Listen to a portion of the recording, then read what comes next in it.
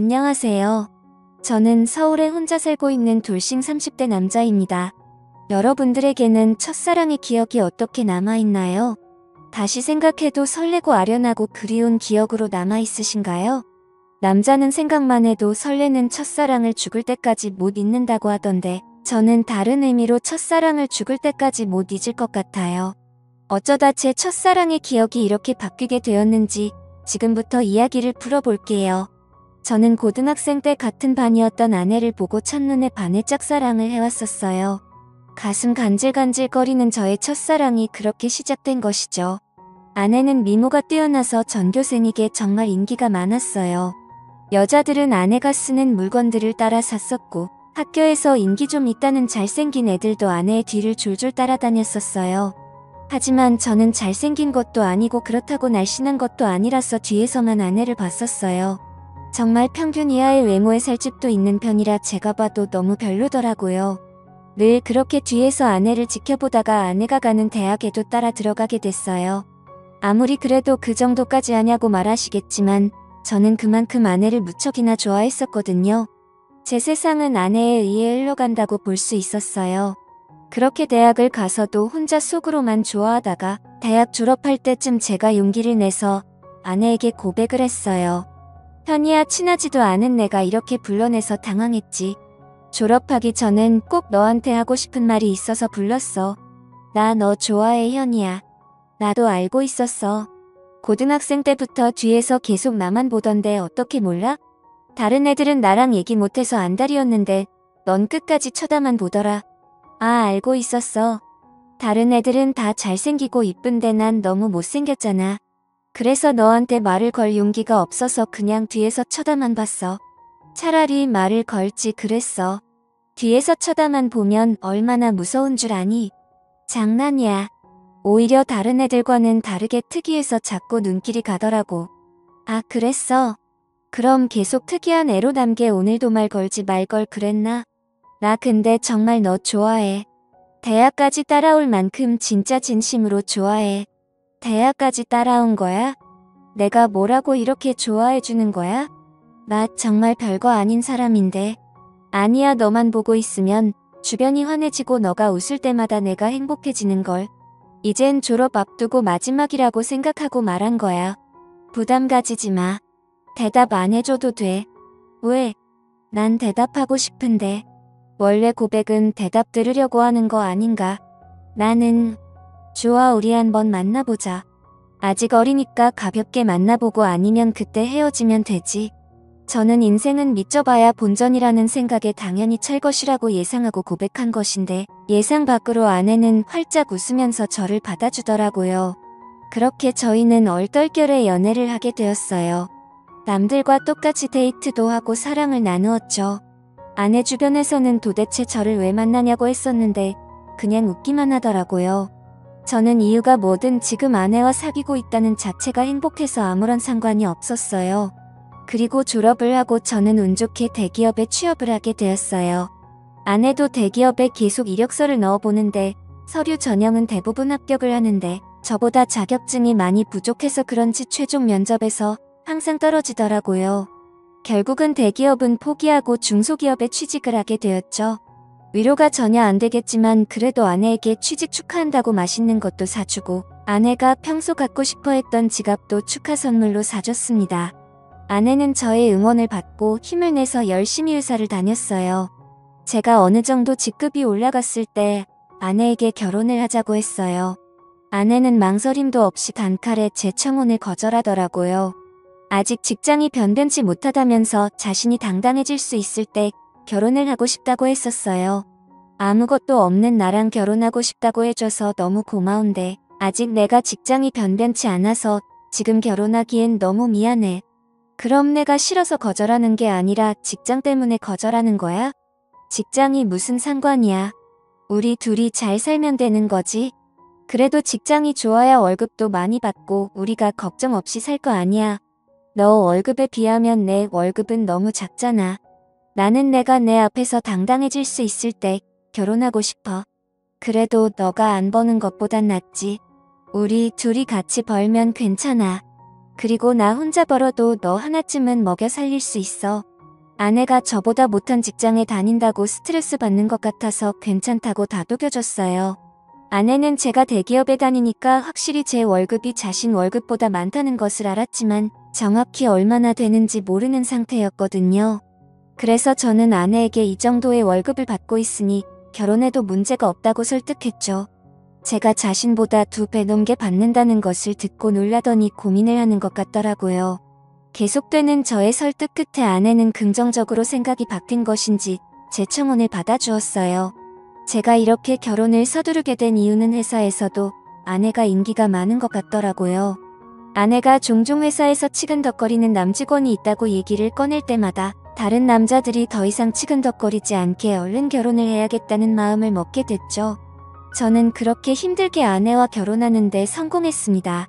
저희는 결혼한 지 2년이 지났는데도 자식 없이 여전히 둘이서 신혼생활을 보내고 있어요. 사실 아무리 노력을 해도 아이가 저에게 찾아올 생각을 하지 않더라고요.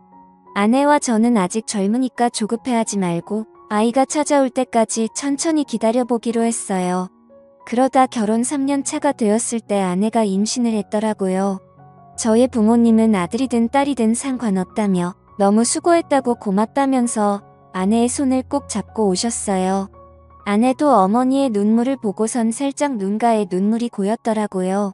며느리 아끼는 시부모님 덕분에 낙동강 오래할 신세가 된 저만 힘들어졌었어요. 아내 회사가 중소기업이어도 설립자가 여성분이어서 그런지 복지가 대기업 못지않게 좋더라고요. 아내는 일을 하면 스트레스 받을까봐 아이를 위해 휴직을 하고 집에서 쉬고 있었어요. 혹시나 쉬면서 집안일이라도 할까 어머니께서 집에 오셔서 아내 대신 집안일을 다 해놓고 가시더라고요. 저도 퇴근하고 오면 어머니의 잔소리를 듣고 아내의 시중을 들기 시작했고요. 아내 시중을 들면서도 저는 태어날 아이 생각에 하나도 힘들지 않았고 행복했어요. 저희는 아들, 딸 구애받지 않으려고 병원에 검진을 가도 성별을 알려고 하지 않았어요. 출산하고 아이를 보러 신생아실에 갔는데 아내를 아주 쏙 빼닮은 귀여운 딸이더라고요. 엄마를 닮아서 그런지 아이의 얼굴이 벌써 완성형이라고 호들갑 떨었다가 아내한테 주책이라면서 벌써 딸바보 됐냐고 등짝 한 대 맞았네요. 아내 손이 매운 편인데 저는 그날 아무리 맞아도 아프지가 않고 오히려 간지러웠어요. 이래서 다들 딸 낳으면 딸바보가 되는 건가 보다 싶더라고요. 딸이 태어난 지 이제 1년이 넘어가기 시작했을 때 저는 집 앞에서 충격적인 장면을 목격하게 됐습니다. 제가 집급이 올라가면서 회의다 뭐다 여기저기 불려다니다 보니 정시 퇴근하는 아내가 항상 저보다 먼저 집에 와 있었어요. 그런데 제가 몸이 안 좋은 것 같아서 회의에 참석하지 못하고 집에 바로 온 적이 있었어요. 차를 주차하고 내리려고 가방을 챙기는데 어떤 차에서 내리는 아내가 보이더라고요. 아내는 운전면허가 없어서 항상 제가 데려다 주거나 대중교통을 이용해서 출퇴근을 했었거든요. 저는 처음엔 동료가 데려다 준 거라고 생각하고 신경을 쓰지 않으려고 했었어요. 그런데 아내가 집에 들어가려고 할 때 남자가 차에서 내리더니 아쉽다는 듯 아내의 손을 잡더라고요. 저는 내리려고 손잡이에 올린 손을 떼고 그 모습을 어처구니 없이 쳐다보고 있었어요. 아내는 남자를 보면서 웃고 있고 남자는 잡은 손을 앙탈 부리듯이 흔들고 난리도 아니더라고요. 다른 사람이 보면 그 둘이 부부인 줄 알겠더라고요. 하필이면 제 차가 입구 정면에 주차하고 있어서 제 블랙박스에 그 장면이 그대로 다 찍혔었어요. 저는 차 안에서 나오지 않고 아내가 들어간 후에도 그 장면만 계속 돌려보고 있었어요. 잘못 생각한 거라고 현실을 부정하려 했지만 보면 볼수록 외도가 맞는 것 같아서 화가 나더라고요. 더 확실한 증거를 잡아야겠다는 생각에 저는 집으로 바로 들어가지 않았어요. 차 안에서 쉬다가 원래 제가 퇴근하던 시간에 맞춰서 집에 들어갔죠. 아내가 웃으면서 저한테 왔냐고 말하는데 온몸에 소름이 돋았어요. 저는 아무것도 못 본 사람 마냥 아내에게 평소와 다를 것 없이 똑같이 대했었어요. 아내가 음식을 하는 동안 혹시나 다른 증거들이 나오지 않을까 싶어서 아까 아내가 입고 있었던 코트를 뒤졌는데 아무것도 나오지가 않더라고요. 저는 아내가 잘 때 휴대폰을 몰래 확인해 보기로 마음먹었습니다. 아내가 먼저 잠든 것을 확인하고 휴대폰을 들고 조용히 거실로 나왔어요. 잠금이 걸려 있었는데 비밀번호가 딸 생일이더라고요. 저는 고민할 것도 없이 제일 먼저 카카오톡을 들어가 보았어요. 전도회사 직원들과의 단톡이나 제가 알고 있는 고등학교 친구들과의 단톡이었는데 유일하게 한 사람만 개인톡을 하고 있더라고요. 저장명도 심상치 않은 게 제 직감으로는 이 사람이 아까 아내를 데려다 준 사람이라고 생각했죠. 개인톡을 들어가 보니 역시나 제 예감이 딱 들어맞았더라고요. 아내가 저랑 연애했을 때보다 그 사람이랑 더 달달하게 카카오톡을 주고받았어요. 그런데 두 사람이 사귄 지가 꽤나 오래된 사이였던 것 같았어요. 같이 데이트하면서 찍은 음식 사진에 남자가 살짝 걸려있는 사진들과 대놓고 찍은 커플 사진들도 있길래 모조리 제 휴대폰으로 옮겨 놓았어요. 그리고 다음날 아침밥을 먹으면서 아무렇지 않은 표정으로 평소 대화하듯 아내에게 이혼 서류를 준비하라고 했어요. 아내는 잘못 들은 건가 싶은 표정으로 갑자기 무슨 소리냐고 하더라고요. 저는 아무 말하지 않고 커플 사진을 아내의 폰으로 전송했어요. 방금 내가 당신한테 사진을 하나 보냈는데 그게 우리 이혼 사유예요. 그러니까 군말 없이 퇴근하면 이혼 서류 준비하고 당신 짐 싸놓고 있어. 여보, 내가 미안해. 다신 안 그럴게. 잘못했어. 내가 당장 그 남자 정리할게. 우리 딸을 봐서라도 이혼만은 안 돼. 엄마는 아빠 없는 애로 키울 수 없잖아. 안 그래? 그걸 아는 사람이 남편 두고 이렇게 딴 남자를 만나고 있었던 거야? 저번에 친구랑 저녁 먹고 온다고 했던 날도 그 남자랑 먹었더라. 그땐 정말 아무 사이 아니었어. 그날은 둘 다 상사한테 엄청 혼나고 퇴사 고민할 만큼 힘들길래 같이 저녁 먹으면서 아주연하고 헤어진 게 다야. 진짜야. 거짓말 치지 마. 내가 그전 대화까지 안 봤을 것 같아. 내가 사진만 대충 본 줄 아는 거냐고. 대화 내용까지 다 봤는데 왜 거짓말 치는 거야? 나도 모르겠어. 이렇게 거짓말해서라도 당신 잡고 싶었나 봐. 내가 잘못했어. 나를 욕해도 좋아. 그런데 이혼만은 절대 안 돼, 여보. 그래? 그럼 지금 그 놈이랑 당장 헤어져. 그렇지 않으면 난 무슨 짓 할지 몰라. 당신 회사에 불륜 증거 다 뿌리고 이혼할 수도 있어. 아내는 회사에 불륜 사실을 알리겠다고 하니 당장 그 남자에게 전화해서 이별을 통보하더라고요. 그리고 며칠 뒤 아내한테 들은 얘기인데 아내와 헤어지고 그 남자는 이직을 했다더라고요. 아내로 이직했는지는 모르고 남자가 휴대폰 번호를 바꿔버려서 만약에 다시 만나고 싶다고 한들 만날 수 없는 상황이라고 확실히 관계가 끝났다는 것을 말해줬어요. 저는 제가 있는 앞에서 이별을 통보했던 아내라 저 말을 의심조차 하지 않고 믿었던 것 같아요. 조금이라도 의심해보고 제가 직접 알아봤어야 할 내용이었는데 말이에요. 그리고 저희는 다시 예전 신혼 때처럼 관계 회복에 성공했어요. 아내가 미안했는지 그 사건 이후로 제게 과하다시피 너무 잘해주더라고요. 그 행동도 의심해봤어야 했는데 말이에요. 그 사이에 귀여운 딸이 저희에게 한 번 더 찾아왔어요. 이번에도 아내를 쏙 빼닮아 너무 이쁘더라고요. 어쩜 두 딸 모두 좋은 유전자만 받고 태어난 건지 눈에 넣어도 안 아플 지경이었어요. 제가 한동안 딸 보는 재미가 얼마나 쏠쏠했는지 몰라요. 주위 사람들한테 요즘 딸 보는 맛에 산다고 말하고 다닐 정도였어요. 요즘은 아들보다 딸이 더 좋다고 하던데 딸들을 보고 있으니 왜 그런 말을 하는지 알 것 같았어요. 어찌나 애교도 많고 저를 보고 방긋방긋 잘 웃던지 나중에 커서 딸이 결혼한다고 하면 정말 대성통곡할 것 같았어요. 저는 영원히 제 딸들을 옆에 끼고 살 수 있을 줄만 알았어요. 그날만 아니었다면 말이죠. 제가 중요한 프로젝트를 맡고 있어서 잠을 제대로 못 잔 적이 있었어요. 평일엔 프로젝트 때문에 주말엔 딸들 보느라 피로가 누적이 되었던지 그날은 정말 낮잠을 안 자면 제가 과로사할 수도 있겠다는 생각이 들더라고요. 웬만하면 아이들을 봐주려고 했는데 도저히 못 버티겠어서 정말 오랜만에 주말에 잠시 낮잠을 잤었어요. 그러다 중간에 목이 너무 말라서 잠에서 깨버렸어요.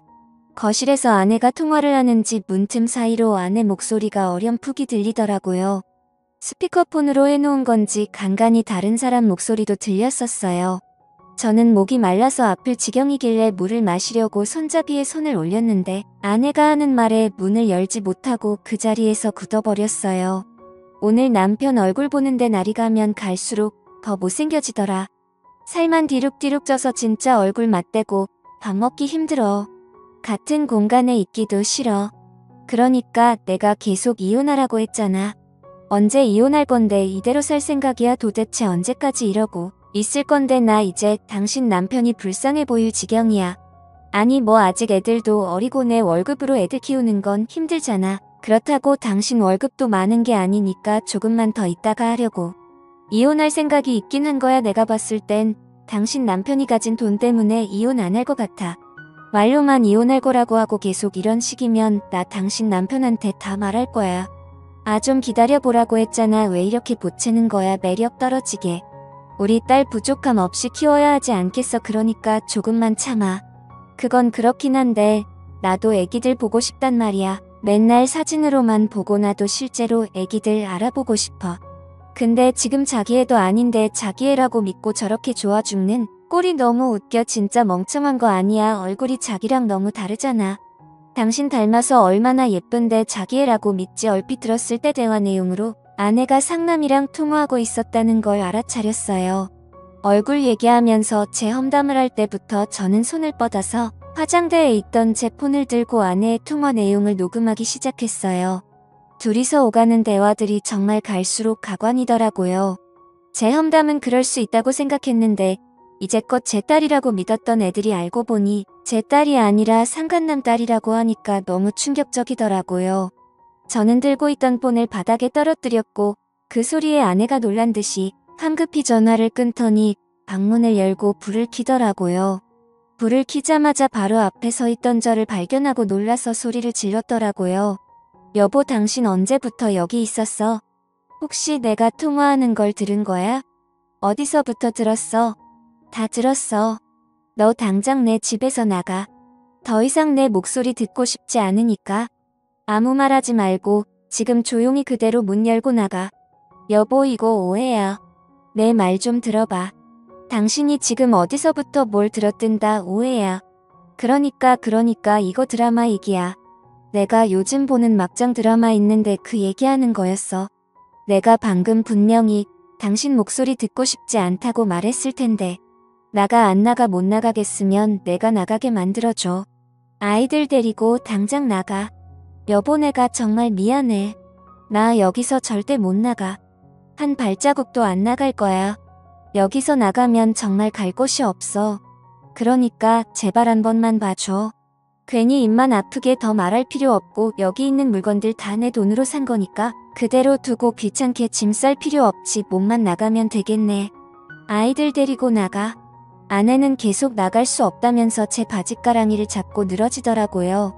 우리가 싸우는 소리에 놀란 애들도 울고 물고 난리가 났었어요. 제 애가 아니라는 말을 들으니 더 이상 애들이 울든 말든 달래주고 싶지가 않았어요. 아이용품은 우리 집에 둬봤자 필요가 없으니 대충 애들 짐만 챙겨서 아내 손에 쥐어줬어요. 아내는 제가 쥐어진 가방을 던지고 못 간다면서 바닥에 들어 눕더라고요. 제가 경찰에 전화하는 신용을 하니 아이들을 데리고 나갔어요. 알고 보니 아내는 전에 저한테 들었던 그 상간남과 계속 만나고 있었더라고요. 저번에 헤어졌다는 말도 거짓말이었고 일찍을 했다는 말도 전부 거짓말이었어요. 그렇게 저를 속이고 둘은 뒤에서 만남을 이어갔던 거예요. 아내의 자식이라고 믿었던 딸들도 그 남자와 아내 사이에서 낳은 딸들이었던 거죠. 지금까지 저와 자신 사이에 아이를 낳고 싶지 않아서 피임약을 복용하고 있었더라고요. 아내는 상간남이 가진 게 쥐뿔도 없었는데 단지 얼굴 하나만 보고 만난 것이었어요. 저랑은 그저 돈을 많이 버니까 돈 때문에 계속 만나다가 결혼까지 하게 된 것이었죠. 아내는 모든 사실을 알고 바로 변호사 선임해서 이혼 소송과 상간남 소송을 했어요. 아내와 상간남은 제게 당장 줄 돈이 없다고 미안하다고 빌더라고요. 여보, 내가 잘못했어. 당신이 이혼하라면 이혼해줄게. 우리 소송까지는 하지 말자. 그래도 같이 살아온 세월이 있는데 합의 이혼으로 끝내면 안 될까? 정말 죄송합니다. 용서받지 못할 짓 한 거 알아요. 그치만 소송만은 하지 말아주세요. 모아둔 돈도 없어서 당장 이자료 줄 돈이 없어요. 이렇게 부탁드립니다. 이렇게 될 거라고 예상을 못했나 봐요. 제가 저번에도 용서하고 넘어가 주니까 이번에도 사과하면 그냥 넘어갈 줄 알았어요. 저 절대 고소 취할 생각 없습니다. 아내가 외도한 게 이번이 처음이도 아니고 심지어 똑같은 남자랑 다시 외도를 했는데 저는 너무 괘씸해서 그 둘을 선처해줄 마음이 전혀 없었어요. 결국 둘은 저한테 줄 위자료가 없어서 사채까지 써서 줬더라고요. 매달 정확하게 들어오는 월급 받고 사채를 쓴 모양인데 제가 가만히 있을 리 없었죠. 저는 불륜 증거들을 아내 회사에 뿌리기 시작했어요. 회사 내 커뮤니티에 익명으로 녹음본과 함께 글도 올렸고 텍스로 커플 사진들도 보내고 제가 할 수 있는 건 다 했었어요. 결국 아내와 상간남은 회사에서 질타를 받으며 그대로 쫓겨났습니다. 그리고 현재까지도 빚쟁이들을 피해 도망다니고 있는 것 같더라고요. 그러게 처음 제가 용서하고 넘어가줬을 때 정신을 차렸어야 했는데 자기 발등 자기가 찍는 짓을 왜 안 하십니까? 저는 정말 죽을 때까지도 이 일을 절대 못 잊을 것 같아요. 다시는 결혼할 생각도 그렇다고 연애를 할 생각도 전혀 없어요. 저는 이렇게 혼자서 걱정 없이 사는 것도 괜찮을 것 같다는 생각을 해요. 오히려 부양할 가족이 없으니 마음이 더 편해졌어요. 저희 어머니는 아직도 집사람이 바람펴서 유인한 줄 모르고 계세요. 나이도 많으신데 혹시나 충격에 쓰러지실까봐 영원히 제 가슴에만 묻어두려고 합니다. 여러분들은 첫사랑의 기억이 꼭 이쁘게 남아있었으면 좋겠네요. 지금까지 제 이야기 들어주신 모든 분들께 감사합니다. 모두 가족들과 행복하고 따뜻한 겨울 보내시길 바랍니다.